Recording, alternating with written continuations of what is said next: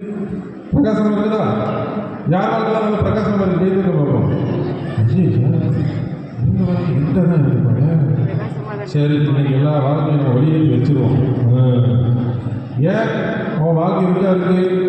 எங்கள் டீச்சரு கொஞ்சம் பிரச்சனை வச்சா ஏன்டா மார்க்கே போட மாட்டேங்கிறாங்களா? ஐயோ, சரி, எவ்வளோ மார்க் வாங்கின நீ? குமாரோட 4 மார்க் கூட. குமாரோட 4 மார்க் கூட. 4 மார்க் கூட பரவாயில்ல. குமார் நல்லா படிக்கிற பையனா? பக்கத்து பெஞ்சு பையனா?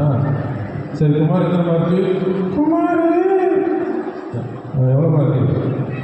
குமார் 70 இல்லை 4 மார்க் கூட எவ்வளவு? 84. குமார் எவ்வளவு? குமார் ஒரு மாதிரி இருக்காங்க. குமார் எவ்வளோடா குமார்? குமார் முட்டை. அப்போ குமார் முட்டை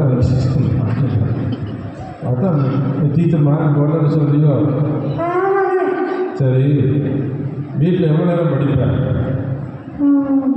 கொஞ்ச நேரம் டிவி பார்ப்பேன். கொஞ்ச நேரம் டிவி பார்ப்பேன். கொஞ்ச நேரம் டிவி, நிறைய நேரம் படிப்பேன். கொஞ்ச நேரம் டிவி. கொஞ்ச நேரம் எப்போ? ஸ்கூல் விட்டு வந்ததுலேருந்து. ஸ்கூல் விட்டு வந்ததுலேருந்து நைட்டு சாப்பிட்டு தூங்க வரைக்கும். ஸ்கூல் விட்டு வந்ததுன்னா நைட்டு சாப்பிட்டு தூங்க வரைக்கும் கொஞ்ச நேரம் டிவி பார்ப்பேன்.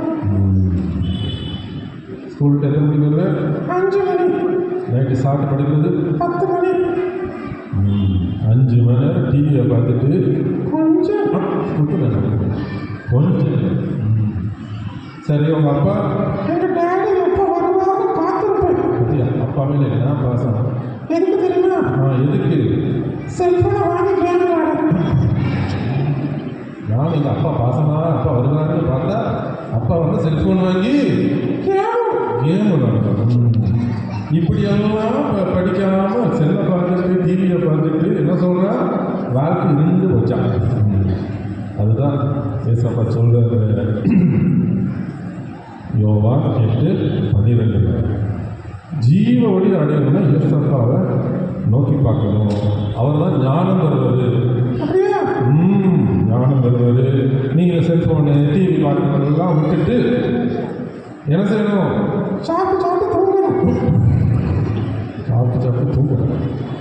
நல்லா என்ன செய்யணும்? படிக்கணும். அப்போ தான் வாழ்க்கை பிரகாசமாக இருக்கும். இந்த தமிழ் மாதிரிலாம் அப்படிதான். எப்படின்னா செல்ஃபோன் பார்க்க மாட்டீங்கல்ல, மூஞ்ச பார்க்க தெரியும். டிவி பார்க்க மாட்டீங்கல்ல, இனிமேல் பார்க்க மாட்டாங்க. இனிமேல் இந்த பிள்ளைகள் நல்ல பிள்ளைகளாக அவங்க வாழ்க்கையும் ஏசப்பா ஒளி நிறைந்த வாழ்க்கையாக மாற்றுவார். வெரி வெரி, நீ திருந்திட்ட, நல்ல பையன், நீ வந்து நல்ல காரியம் சொல்லியிருக்க. பாய் சொல்லிடலாமா? இப்படியாக சிறுவர்களுக்கு ஊழியம் செய்து கொண்டிருக்கிறோம். எங்களுக்கு ஜெபித்துக்